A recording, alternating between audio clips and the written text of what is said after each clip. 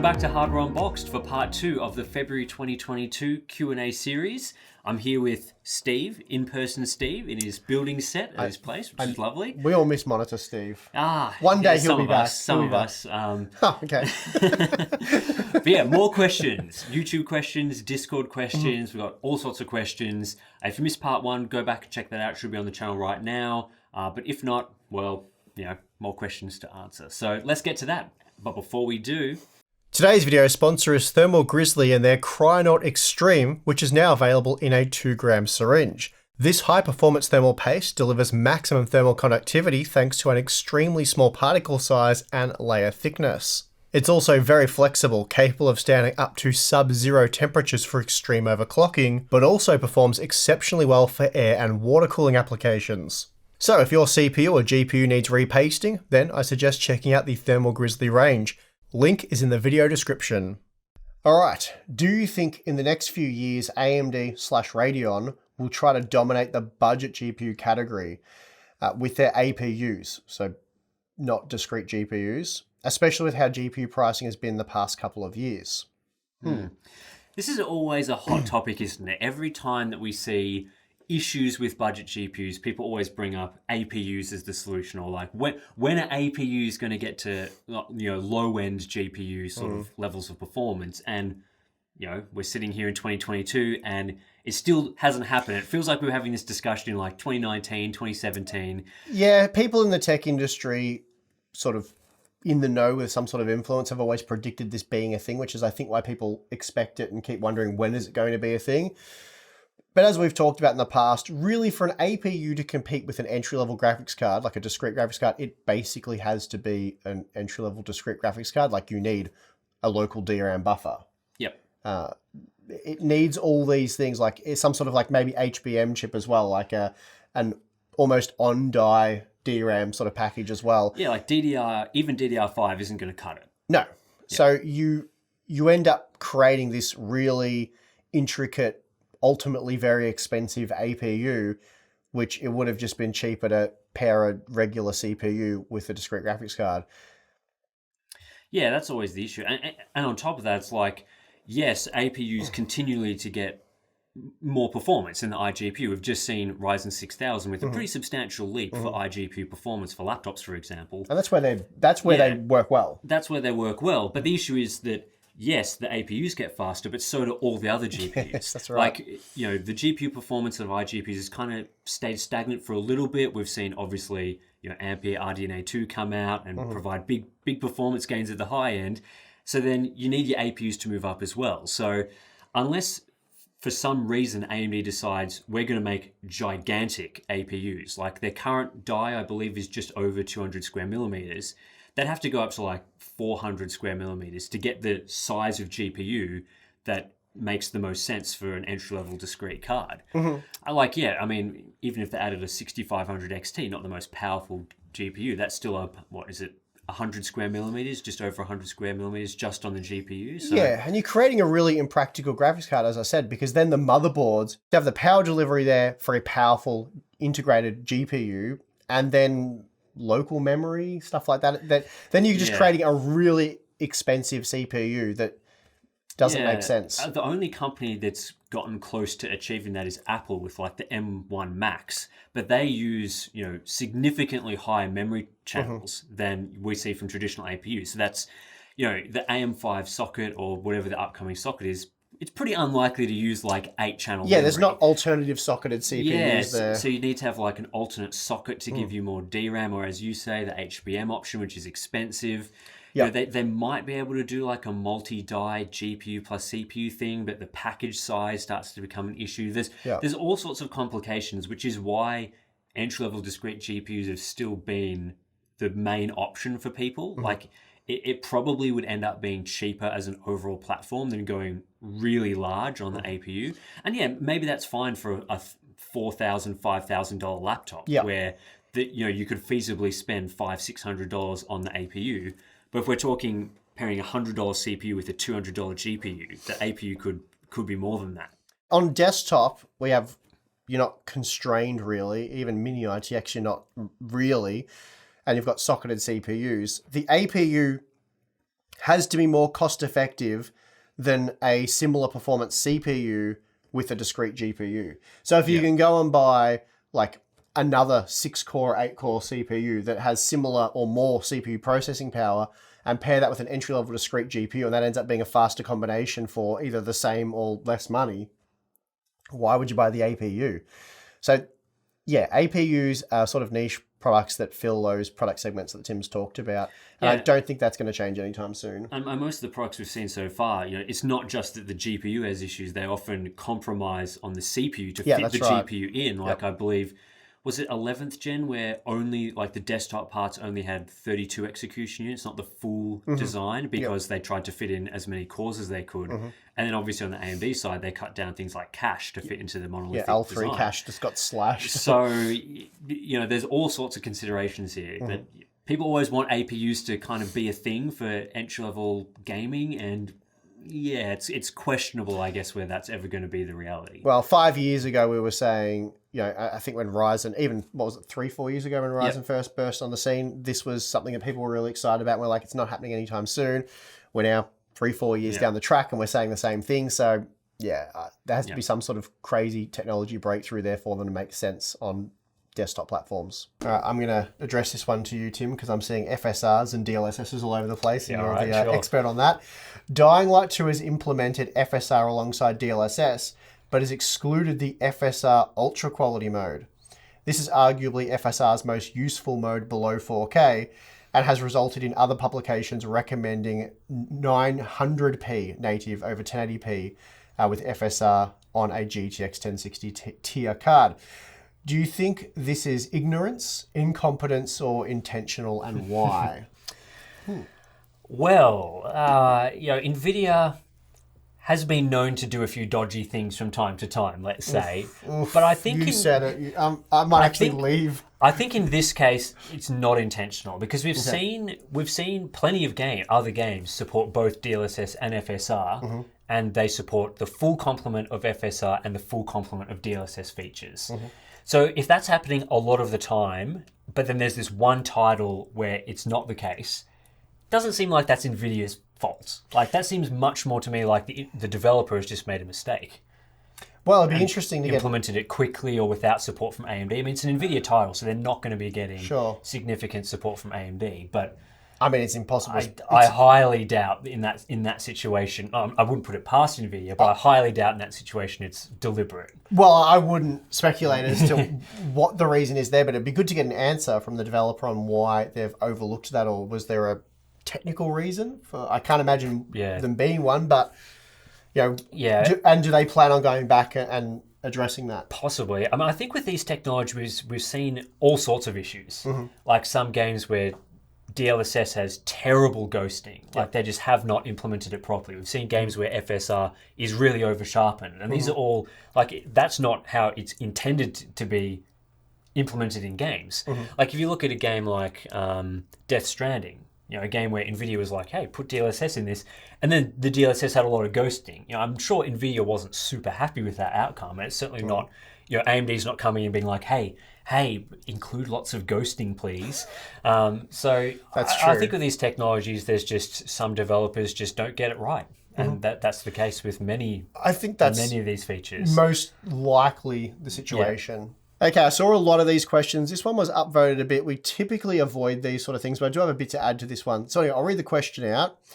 A question for you both. What do you guys think about upcoming Intel Arc GPUs? Will they make a difference in this overpriced GPU market, or just end up being a mess? So a lot of people asked about, what do you think the driver is going to be like? There's been rumors of this and that. And ultimately, how much does it matter?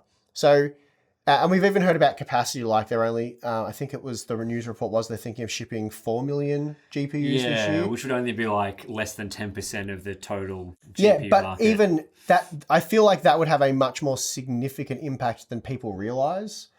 Possibly. I really think it depends on pricing and stuff. It depends on pricing, but I guess the point I'm trying to get at is, does it matter if it's not quite as good as, like, even say a 3070? Because if the pricing's right, I mean, we're seeing people really arguing for the 6500 XT to be a good product. So really, whatever they make, if it's better than a 6500 XT and it's available and the price is somewhere around that region, would you care? Yeah, I think like it's better than what we had. It's definitely, there's definitely potential for it to be better than what we've had. Hopefully it would be. I think the 4 million number is probably a bit lower than I was expecting or hoping for. I mean, if total GPU shipments like 40 to 50 million a year and they're shipping 4 million, it's like, well, they could have made a bigger dent there. Sure. But also, I kind of feel like, and I don't know whether the GPU market is going to continue improving. We have seen some improvements over the last couple of months, but it almost feels like they're launching it slightly too late to capitalize on that to the fullest extent. Timing hasn't been great. If those GPUs were available in, let's say, September and October of last year, or even earlier in the year, but more realistically, a couple of months ago, then yes, 4 million GPUs, even if it sounds like a small number, is going to make a huge difference, because at that time people were scrambling to get GPUs. They're so expensive. Whereas today, GPUs pricing's a little bit better, availability is a little bit better, and if it's still going to be 3 months until they're launching, or however long the rumors are suggesting, I don't know. Are they going to miss out a little bit on that? Are they going to have to be even more competitive than they might have had to have been? Well, that ultimately ends up being a good thing for everyone who's been holding out. But that's right. I'm not. Basically, we have no insight, no real thoughts about performance or even drivers or anything like that. But for me, the success of it, obviously you need the drivers to work, but the success of Arc isn't hinged heavily on the actual performance. Whatever performance we get, as long as the price makes sense, as long as the value is good, then it doesn't really matter if it's even not as fast as an RTX 3070. If it's priced to compete with the cards in its range, then it's ultimately going to be a success. So we'll have to wait and see on that one. There's a lot of what ifs and maybes, and we'll have to see. But I think don't focus so much on what the performance ends up being, because and Intel is, especially with things like 12th gen, they have parts that are very good value and competing and very strongly. Most exciting parts, they're certainly their most exciting parts. So, even if the performance, as you say, maybe doesn't live up to a 3070 or 3070 Ti or whatever, they're not a company that's just going to be like, oh, well, we're still going to try charge you $2,000 for that. Well, they can try, but it's not going to work well. It's not going to work, but, Intel does produce budget products. Yes, they know how to. Yeah, there's certainly the possibility for that. When doing both GPU and CPU reviews, you pair the product with the most power opposite number to reduce battle marks? What I was trying to say there. Have another crack. When doing both GPU and CPU reviews, you pair the product with the most power opposite number to reduce bottlenecks, which I completely understand. Do you feel that with lower end products, it would be good to run them with a more comparable option? For example, 6500 XT and 3050, these with, say, a 3600 as a CPU as an example. I know benchmarking is a lot of work and removing bottlenecks is important, so maybe I think it would be good to have one or two from the same pool of games as a comparison. Would this be something you would consider? I don't know how useful just doing that would be. So, you understand why we do things the way we do. We'll obviously continue with that, because the idea is to actually highlight the component we're testing and show that without any kind of restrictions, because people have varying hardware and they may keep this product for 2-3 years. So not showing it heavily limited makes sense.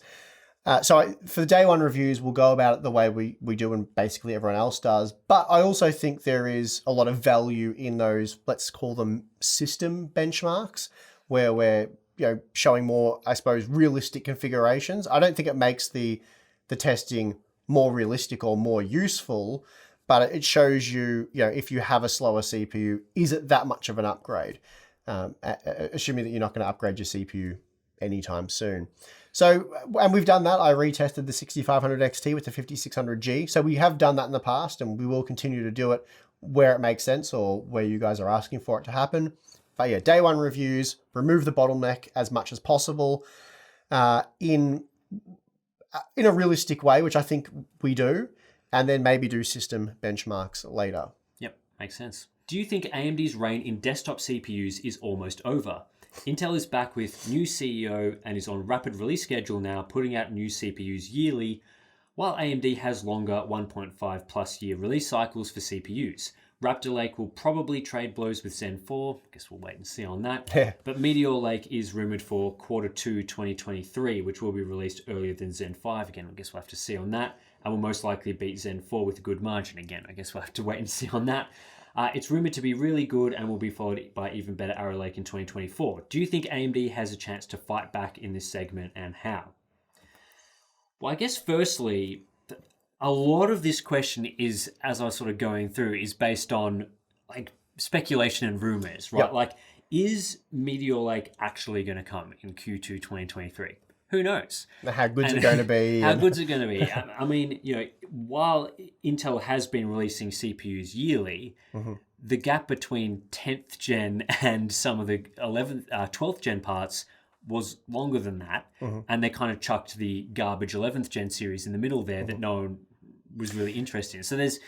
and if AMD's more committed to AM5 with multiple, more than 2 CPU launches, then there's a lot more value in that platform as well, which was certainly the case with AM4. I don't think anyone could argue that wasn't the case. So there's a lot of things to be seen there.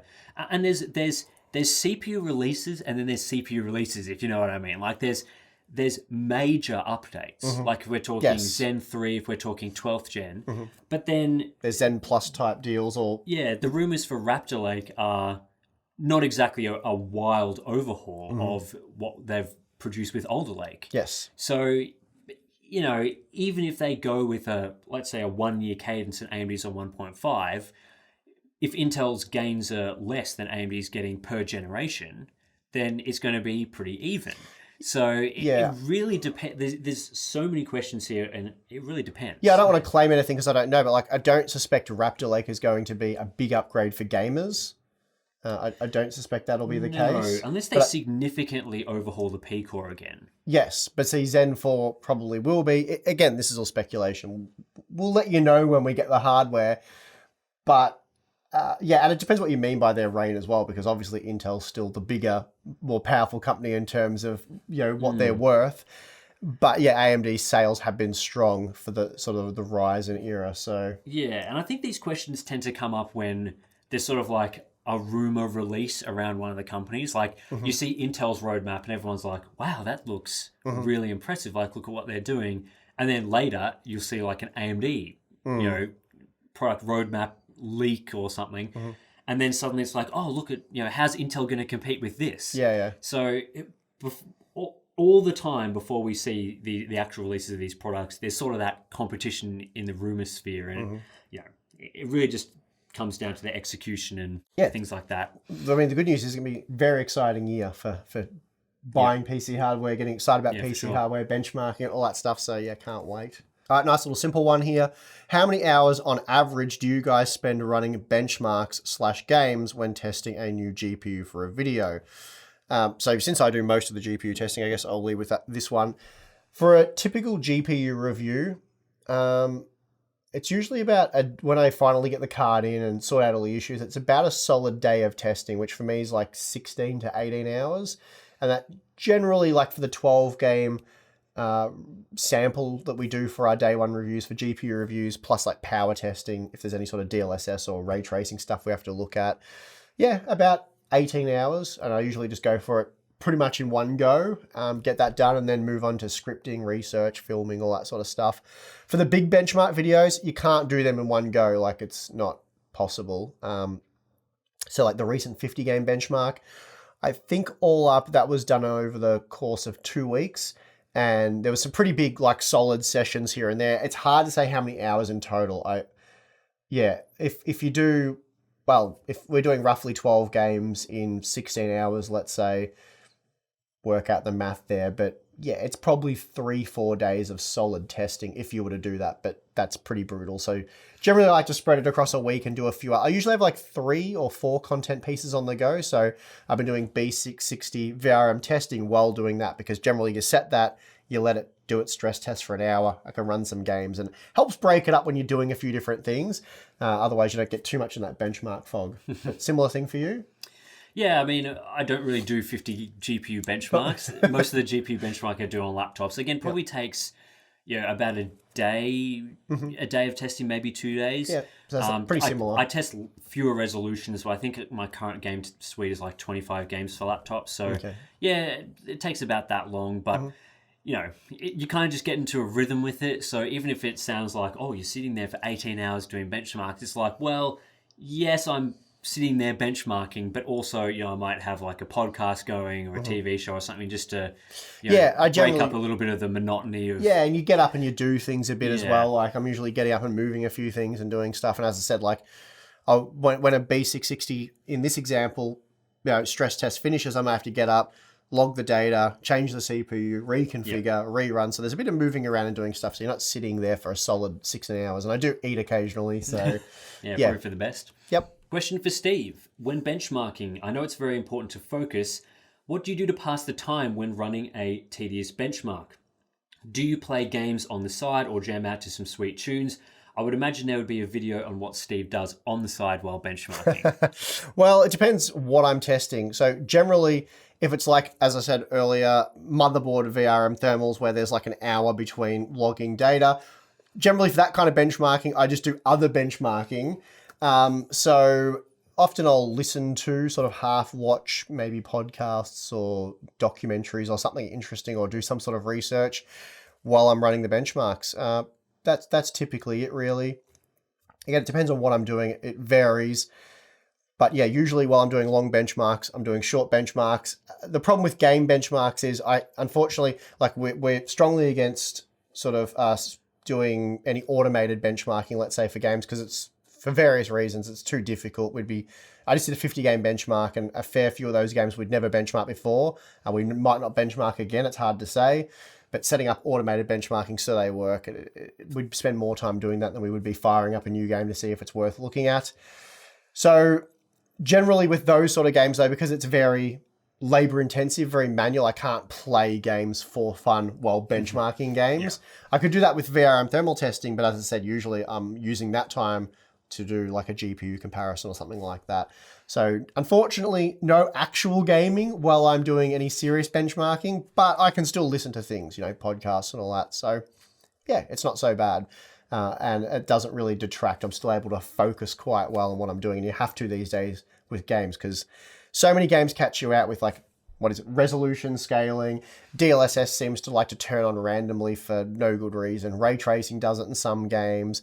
So you've really got to go after you change every kind of setting or whatever, or you change the GPU or you reload the game. You've really got to make sure all of the settings are where they should be. Otherwise it can start messing with the data and you start getting confusing results. Do you always update the latest BIOS when testing, or if it just works, do you leave it alone? Well, for motherboard VRM thermal testing, we always update to the latest BIOS because there's usually improvements there, especially because those boards were generally testing shortly after they're released. Yep. So even things like memory compatibility issues can make it easier for us to test so the board doesn't fail. Because we obviously have to test it at the full performance, so you need to load XMP on all of the boards for apples to apples testing. So definitely BIOS updates there. Like the GPU test system, I don't always update the BIOS there depending on what it is the revision offers, because basically if it claims any kind of performance improvement and you update to that BIOS, then it invalidates all the previous results and you have to start over again. And often it's not worth doing that. But generally they're still pretty well up to date. And of course, if I move to like Windows 11 or there's a new GPU release and I want to update all the games and start over, absolutely I will update the BIOS. It's the first thing I do and then start from there. So yeah, a lot of BIOS updating does happen over here. Assuming the upcoming generation of graphics cards will bring support for PCIe 5.0, not sure that'll happen, but we'll see. And considering that a large percentage of PC gamers are still using systems that only support PCIe 3.0, how do you think performance will scale between PCIe 5.0 and PCIe 3.0 systems based on your results of 4.0 versus 3.0 on current generation of graphics cards? Right, so let's assume that it's times 16 bandwidth, because otherwise it's going to be a nightmare. I think there could be like a 5 to 10% performance difference at lower resolutions. Probably not much of a difference at 1440p and 4K, but it's hard to say. We have to see how powerful these GPUs are and how much data is sent across the PCIe bus. But I'm not expecting it to be a significant difference. And Yeah, we'll just have to wait and see on that one. It's hard to say. I think it's only going to be an issue if you see more 6500 XTs with ×4 bandwidth, and they're sort of relying on PCIe 5.0, which wouldn't make a lot of sense because you're really restricting that just to Intel 12th gen. Well, even if it's 5.0, but you're sort of relying on the bandwidth you get at 4.0. Yeah, it's we've still already not great. seen it's still a disaster on 3.0 in a lot of instances. Yeah, exactly. So I don't think it's going to change too much from the situations we're currently seeing. All right, and that just about does it for part 2 of the Q&A series. Lots of interesting questions. I thought this month was pretty good for some of the questions that you guys were asking us on the YouTube community tab, our Patreon and Float Plan members. So we always appreciate the questions from there. If you are interested in becoming a Patreon or Float Plan member, we have links in the description. You'll get access to asking us questions for these sorts of things. We just did our monthly live stream a couple of days ago now on the channel. Had a lot of fun with those sorts of things. We got some BTS videos in the pipeline, all sorts of good stuff. So it's well worth signing up over there if you're interested. 20% Club, thanks for watching to the end of these videos. Never forget the 20% Club. Never forget the 20% Club. I think that's pretty much it. Yeah, no, that's everything. It's been a good month. So thank you everyone for the support, tuning in, watching all of the good stuff. So and we'll be seeing you next month with many, many, many new videos. Yep. So I'm your host, Steve. I'm your host, Tim. See you next time.